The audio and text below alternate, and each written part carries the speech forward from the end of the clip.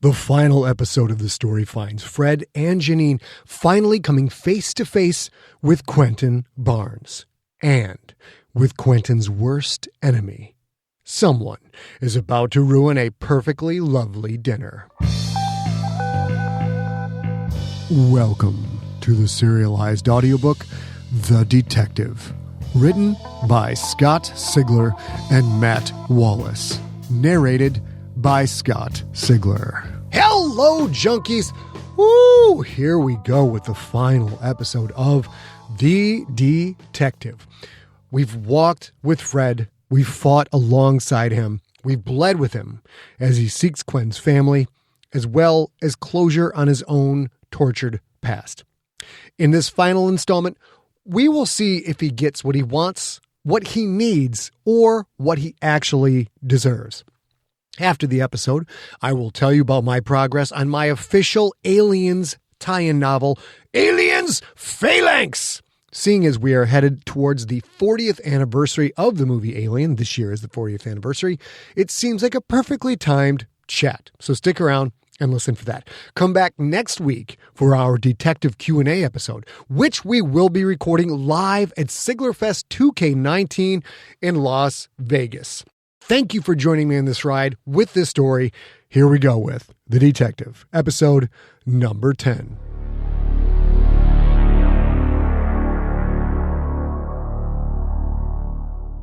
Chapter 27. Killian. Nice door, Jeanine said. You get that off a bank vault? Like I told you, Fred said. I'm a people person. She laughed and walked into his office. He shut the door behind them. For the last 2 weeks, she'd gone on and on about seeing his office. He'd thought he could keep things private from her, but he'd been wrong. She'd worn him down. And after the night he'd cried in her arms, he didn't feel like denying her anything anyway. To finally talk about Raph, to share that with another sentient being, it was an amazing feeling. Fred would never get over the horror of Raph's murder, but to finally talk about all that heartbreaking history, Fred had to admit he felt better than he had in years. Jeanine walked to his white desk. Nice, all color-coordinated and everything. She reached down and started opening drawers. Fred walked quickly toward the desk. Don't, he said, but it was too late. She held up a suit coat made out of a shiny pink material. She looked at it, then looked at him, and raised her eyebrows. Really, Fred? Isn't this a bit much? He actually felt embarrassed. I had it made to prove a point. What point? That you can be a ridiculous stereotype? Now he felt more embarrassed. How ironic. He'd worn that very coat to make Quentin Barnes feel uncomfortable, and now he felt uncomfortable when Quentin's sister was making a big deal of it. Just put it back, he said. It's none of your business. She rolled her eyes. No, don't get me wrong. I think it's just lovely. She slid the coat on. It fit her.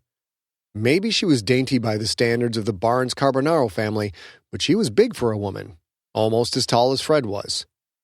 She pranced out from behind the desk, spinning and playing the fashion model. I look marvelous, she said. Oh, Fred, you are such a stylist. Just who were you proving a point to with this? He started to talk, then laughed. It took him a moment to recover. It was for the first time I met your brother. She stopped prancing. Her eyes widened and a smile pulled up the corners of her mouth. My brother? My big, macho, purist nation brother? She started giggling. She put her hand to her mouth, a ridiculously feminine gesture for someone as tough as her. Oh, my high one, she said. What did you do? Pretend to be all super gay or something? Fred shrugged. She threw her head back and laughed. Oh, every atom of his nationalite soul must have been trying to run for the door. Wait, did he run for the door? He wanted to, Fred said. But to his credit, he didn't. He was very uncomfortable, but he accepted me. She stopped laughing. He did? I was as surprised as you are now. I put on a really poofy show figuring he'd take off and I wouldn't have to take his case. She turned her head a little, squinted at him.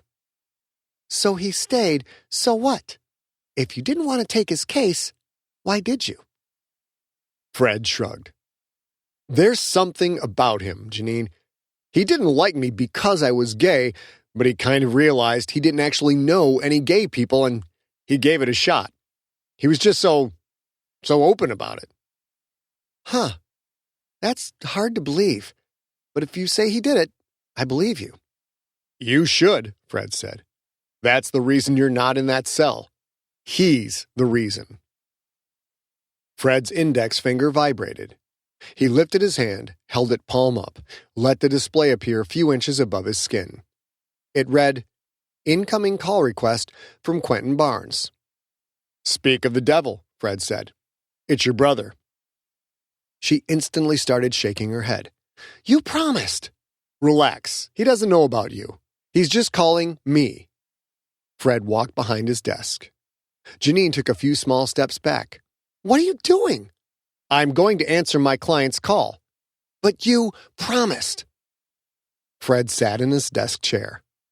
I promised not to tell him about you until you were ready. I didn't promise to ignore my business. Just stay to the right side of the desk and he won't see you, okay? She stared at him, then looked down. She moved to the right side of the desk. She nodded. Fred made a tossing motion, as if to throw the palm-up display onto the desk. The white desktop flashed, then an image of Quentin Barnes appeared. He was sitting next to a man in his late 40s, a man with the weathered face of the working class who was eating a sandwich. He looked small sitting next to Quentin, but only because Quentin was a 7-foot-tall, 400-pound walking tank. Obviously, the unknown man would tower over Fred. Quentin, Fred said. What's up? I don't have a status update for you or I would have sent word. I'm just getting ready to travel again. I've got a lead on your sister. I'm afraid I don't have any information on your father, though. That's okay, Quentin said. You can stop looking for him.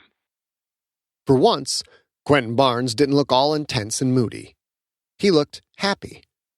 Hell, aside from the giant's body and the huge muscles, he looked like a delighted little kid. Fred looked at the man sitting next to Quentin and felt a sinking feeling. Come again? I found him, Quentin said. I found my father. The man raised the sandwich in greeting. That sinking feeling sank even further. Quentin, who is that? My dad, Quentin Carbonaro. It was all Fred could do to not look to his right, to Jeanine, but he saw her out of the corner of his eye. She was slowly shaking her head. He focused on the conversation at hand. And you found him? Yes. Well, no, Greedock did. He called in a bunch of favors. Somehow, Greedock tracked him down. Jeanine stepped a little in front of the desk, so Fred could see her without looking away from the holodisplay. With exaggerated features, she mouthed the words, "Not our father." In an instant, Fred understood what had happened. Greedock, Ghoulie, Bobby Brobst. Ghoulie had grabbed the information on Quentin's family and delivered it to Greedock. Greedock had used that to create a fake father, one that Quentin clearly believed was real. But for what purpose? Fred looked at the chewing man. Quentin, you're telling me that this is your father? Uh-huh. That's Quentin Carbonaro? In the flesh, Quentin said. The man finally swallowed down his mouthful of sandwich. Pleased to meet you, Mr. Gonzaga. Quentin is quite fond of you.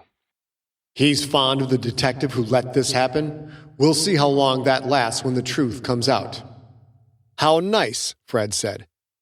I don't mean fond, Killian said. I know you're, gay. Not that there's anything wrong with that. Quentin's smile faded. Dad, you should stop talking now. The man laughed uncomfortably, then took another oversized bite of his sandwich. Fred could not believe Greedock's audacity. The crime lord would stop at nothing. Quentin had hired Fred to find the truth, and Greedock had hijacked that truth to tell a crushing lie. Greedock had the upper hand, and that was Fred's fault. And in the end, Quentin would be the one to get hurt. "Quentin," Fred said, "I don't know what to say." "Say you're happy for me." He had to make Quentin see the obvious. But if he came out and told Quentin the man was a fake, Quentin would want to know how Fred knew that. And Fred couldn't say, "Because your sister I'm keeping from you just told me so." Fred stared at Jeanine. She shook her head.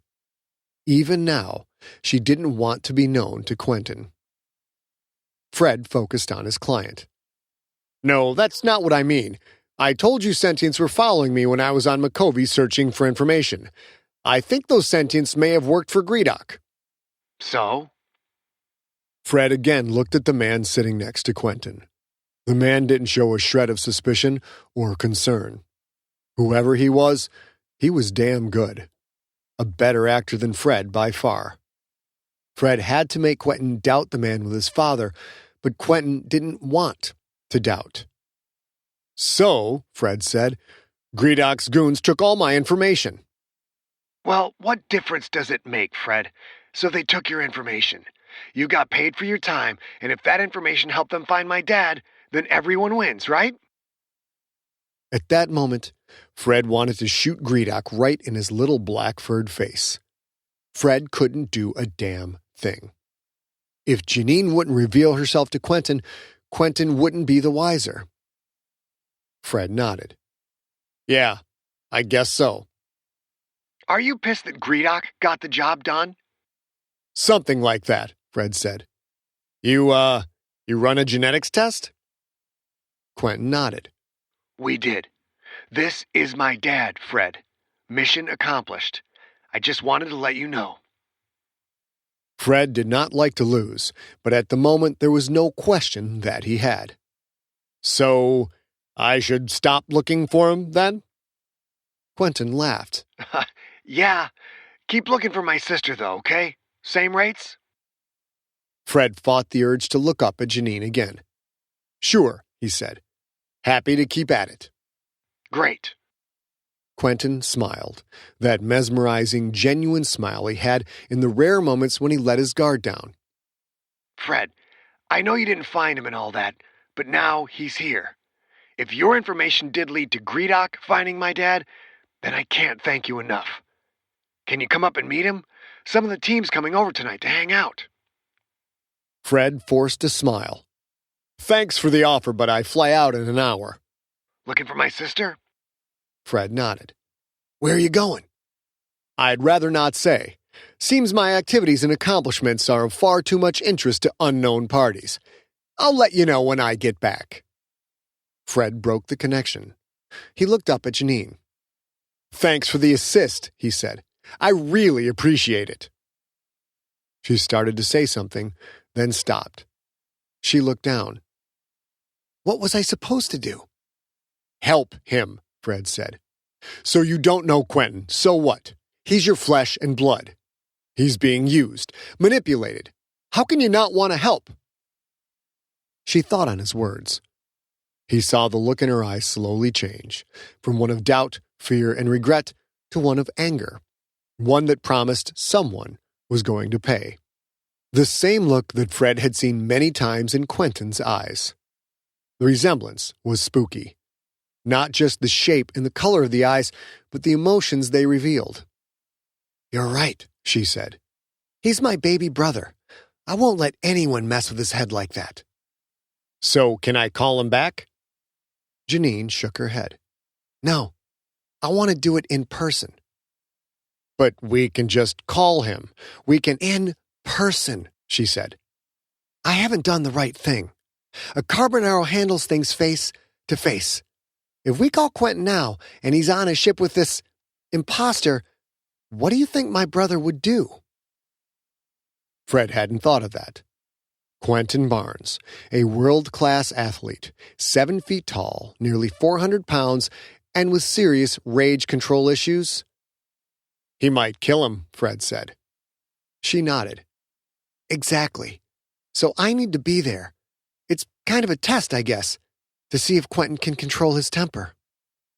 Just because you're there doesn't mean he won't flip out. I know, but maybe if I'm there I can help.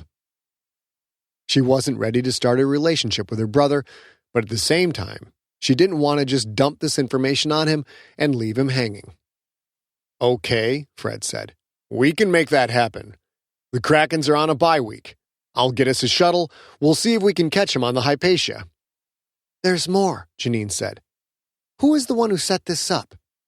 Greedock the Splithead. Then he needs to be there too. Fred put his hands on the desktop, feeling the smooth, cool surface beneath his skin. 5 minutes ago, you weren't ready to show your face to your brother. Now you want to not only reveal to him he has a fake father, but you want to be in the same room with a murdering gangster who made it happen? She stared. Then, slowly, she nodded. That's right, and that's the only way I'm going to do it. Greedock isn't all that fond of me, Jeanine. I've had run-ins with him before. What kind of run-ins? The kind that mean he'd like to see me dead. She walked to the desk. She leaned on it, her hair hanging down. That look in her eyes, that Quentin look, hadn't changed. My brother hired you to do a job. You want to complete that job? You do it my way. Besides, are you afraid of Greedock? No, Fred said. I'm terrified of him. She smiled. Sure, but I can tell by the expression on your face that you probably wouldn't mind making him look bad. Fred smiled. Did she know him that well already, or did she just have the same knack as her brother, that ability to see a person's true nature? Either way, she was right. Greedock had won this game, unless Fred was the one who revealed it all to Quentin. Okay, Fred held up a finger. But first, I have to find out when they'll all be together. That could take a little time. And second, when we do this, you do what I say when I say it. I'm the general, you're the foot soldier. She stood and crossed her arms. I can take care of myself. Normally, I'm sure you can, but Greedock isn't normal. Neither are the people that work for him. That's the deal, Jeanine. You give me your word that you'll do what I say when I say it, and you won't question me. Her eyes narrowed. Clearly, this woman didn't like anyone telling her what to do. Finally, she nodded and held out her hand. Done, she said. You have a deal. Fred looked at her offered hand, realizing that he'd been in the same spot when he'd shaken Quentin's. Like sister, like brother. He shook. All right, he said. Let's get started.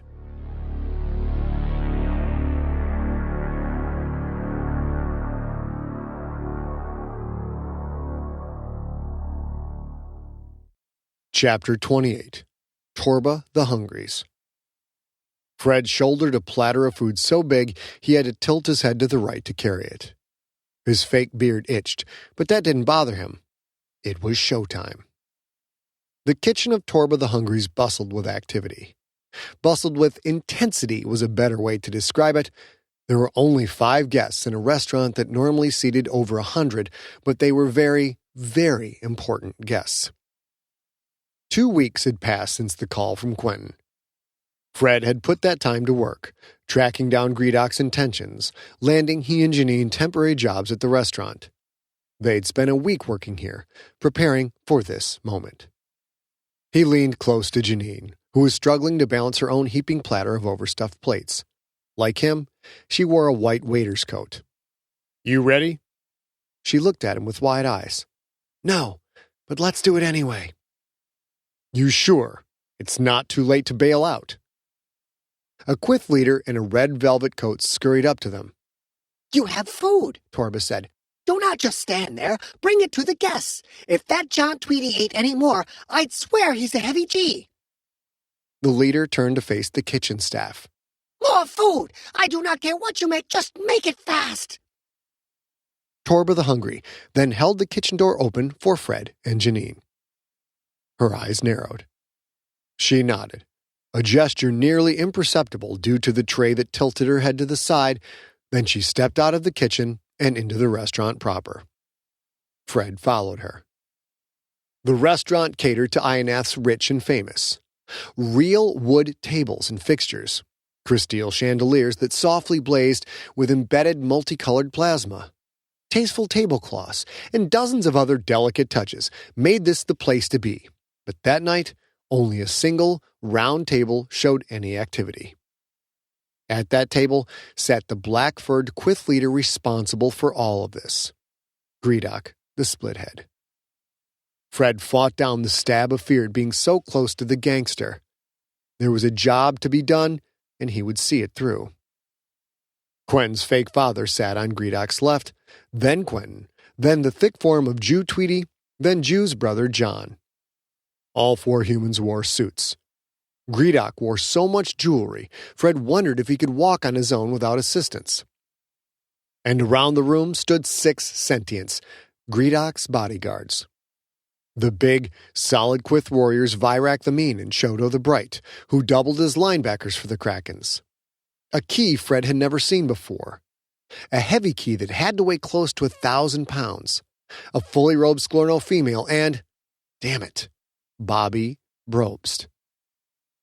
They were there to celebrate Ionath's win over the Wabash Wolfpack, something Greedock's team hadn't been able to do for 15 years. Greedock had rented the entire restaurant so as not to be bothered. Quentin raised a glass. He looks so happy. I almost hate to do this to him, but he needs to know the truth. This is just the beginning, Quentin said. Beating the Wolfpack showed the galaxy that we are for real. We have a great squad, and we owe that to our owner. He looked at Greedock. Sir, you have done whatever it took to field a championship-caliber team.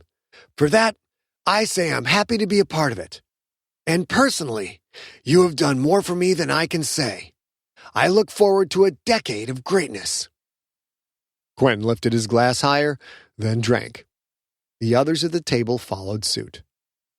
Fred set his tray on a stand near the table, freeing his hands. Jeanine did the same. It was almost game time. The phony Killian Carbonaro set his glass down and leaned back. Wow, Greedock, thank you for this. A trivial gesture, the leader said. Your offspring's performance was of such a high caliber, I only wish I had more of his family with which to celebrate. Here we go. Jeanine seemed to sense the moment. She quickly walked over to stand next to Fred. Fred faced the table. I've got you covered on that one, Greedock. All heads turned to look at him. There was no recognition in their eyes, save for Greedock. Fred felt a chill wash through him as the single softball-sized eye narrowed. Gonzaga, the leader said. Quentin's eyes widened, and his jaw dropped as he saw through the disguise. On the other side of the room, Bobby Brobst smiled an evil smile. His hand slid inside his jacket. The other guards also slowly reached for their weapons. Fred again looked at the bejeweled leader. You recognize me, Greedock? You've got a good eye. It's the smell, actually, Greedock said. Pungent and offensive, as always. I would have bathed for the occasion, but I was in a bit of a hurry. Perhaps because you were late from visiting your psychiatrist, Greedock said. For only mental deficiency could explain why you would dare to show your face in front of me anywhere, let alone at a private function to which you were not invited. Fred waited a brief moment, waited to see if Jeanine would turn and quietly walk away. She could still get out of this, and no one would be the wiser. But Jeanine Carbonaro stood firm. Fred smiled. But Greedock, you invited family. He looked at Quentin, then at Killian. See? Isn't that the father that you found for Quentin? Killian fidgeted, looked around nervously. Dad, it's okay, Quentin said. Fred won't hurt us. He's just got some business with Greedock. Let them work it out. Wrong, Fred said. This business involves all of us, Killian included. Greedok's eyes swirled with curls of black. His fur fluffed slightly, then lay flat. In his head, Fred reviewed the restaurant's various exits. It was anyone's guess if he'd make it out of here alive. Gonzaga. The leader spoke in a quiet voice, a voice that dripped with death. Everyone at the table picked up on the hostile but calm vibe. They all sat very still. You may turn around right now and leave with your life, Greedok said. Say one more word to me or to anyone in my organization ever, and that life is forfeited.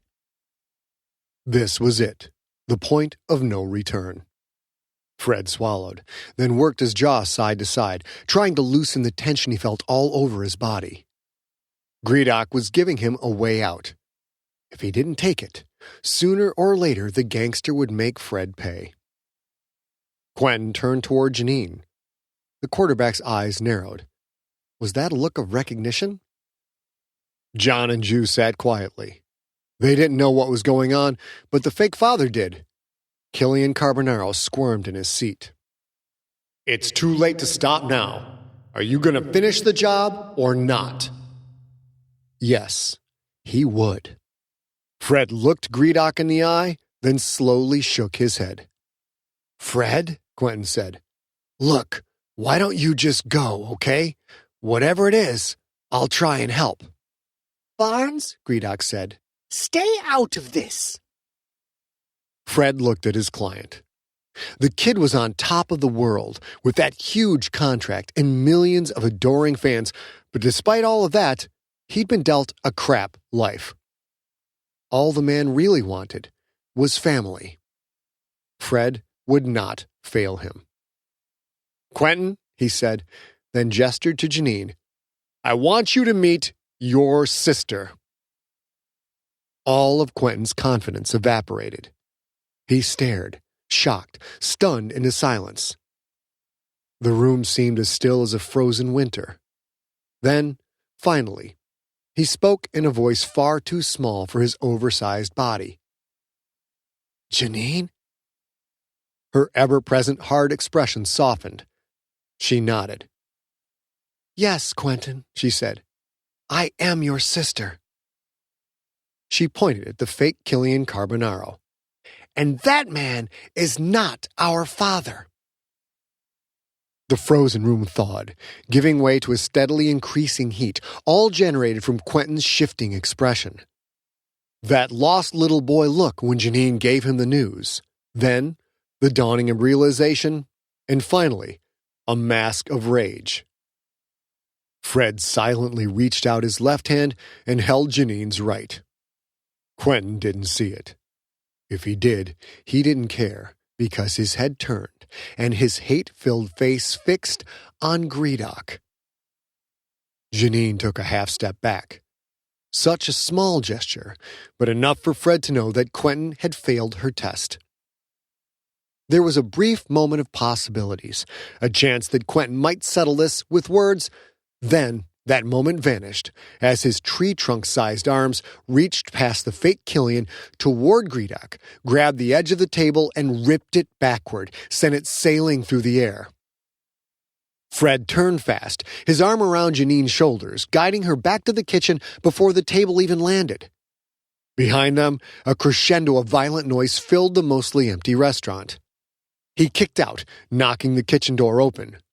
He guided Jeanine through, expecting her to resist, thinking she might want to go back and help her brother, but she needed no urging. Get me out of here, she said. Get me away from him. They ran through the kitchen to a back door, then into a trash-strewn alley. Fred had planned several escape routes. This was the primary, and from the sound of things, everyone was too busy to follow them. Jeanine didn't ask questions. As promised, she did what Fred told her to do, went where he told her to go. In minutes, they had shed the waiter coats and were in a grab cab heading away from Torba the Hungries. In the back seat, Jeanine leaned against the door. Her hard expression had found its rightful place, chasing away what little softness had existed when she'd met her brother face to face. I'm sorry, Fred said. She didn't look at him. She simply shrugged. I'm not surprised. Quentin looks just like Dad. I guess he acts like him, too. Fred didn't know what Jeanine had gone through as a child, but from the aura of animosity radiating off of her, it hadn't been a life filled with lollipops and circus clowns. She finally turned to look at him. I think you did a good job, Frederico. It's not your fault. I'm not going back to Macovey, but I guess I'll figure something out. Oh, I'm not letting you out of my sight, he said. Greedock spent a lot of money trying to find you. He'll keep looking. If word gets out about you, so will Anna Villani, maybe even Gloria Ogawa. You're not safe on your own. She stared at him. She licked her lips, a bit of fear cracking the edges of her practiced, hard-as-nails expression. I can't pay you, she said. I don't have any money. Fred smiled his best comforting smile. Your brother has plenty. I know him. He'll pay to keep you safe. She raised an eyebrow. And if he doesn't? Fred turned away from her. He looked out the window at the constant, subtle curve of the circular road. He reached out his left hand, offering it. He felt her warm fingers lock in his. Jeanine Carbonaro would never be a lover. Fred had known true love, and he knew he wouldn't feel it again, but that wasn't what he had with her. He hadn't let her in, but she'd gotten in all the same. I'm here for you until you send me away, he said. As long as I'm alive, no one will hurt you, Jeanine. Never again. He felt her other hand rest lightly on the back of his, felt it circle. She pulled his hand to her chest, held it tight. Thank you, Frederico, she said. Thank you for everything. He didn't look at her. He knew that if he did, the sting in his eyes would turn into tears, and tears were a thing he'd given up back in the Purist Nation, shortly after a bonfire had taken from him the only thing he'd ever really wanted. For the first time since Raphael had died, Fred had a friend. A true friend. If anyone did try to hurt her, well, there was a wonderful man named Rico who would just love to make their acquaintance. That is it for The Detective. I do hope that you have enjoyed this story. I wrote The Detective with Matt Wallace several years ago. He is a great guy. He's an excellent author. If you enjoyed The Detective, do go check him out. That's Matt Wallace. His Sin du Jour series is an absolute blast, and it's all available on Amazon. Go get some. Before the episode, I mentioned I'm almost finished my Aliens novel. Yes, I am! It has been a grueling process. There's been an enormous amount of 12 to 14-hour days trying to get this thing done, get it done correctly. I could have turned it in weeks and weeks ago, but we got to get it done right as it can be. It's coming soon because the street date is February 25th, 2020. That's only a few months away. You actually can pre-order it now at Amazon. Go there and search for Aliens Phalanx, Phalanx, Sigler. You'll see it. There's no cover image yet, but you can go ahead and pre-order it. I'm so close to finishing this draft. It's definitely different. It is aliens in a medieval setting. When you got no guns, man, how do you fight a horde of Xenos? You will find out in February. Do tune in next week for the Detective Q&A episode. Those are always a blast. Again, we're recording that live at Siglerfest 2K19 in Las Vegas with Sigler fans just like you. Going to be a blast. That is it for this week. That is it for this book. We will be back next week with the Q&A episode. And until then, I will talk to you all real soon. You have been listening to The Detective, a Galactic Football League novella. The Detective is also available as an ebook and as a full-length audiobook. If you want the whole story with no waiting, visit scottsigler.com/The Detective for links to Amazon, Audible, and more. Follow Scott on Instagram and Twitter, where he is at Scott Sigler, one word, and on Facebook at facebook.com/Scott Sigler. The Detective audiobook was directed by A.B. Kovacs and engineered by Steve Rickyberg. Copyright 2019, Empty Set Entertainment, all rights reserved. Theme music is from the band Amps and Volts.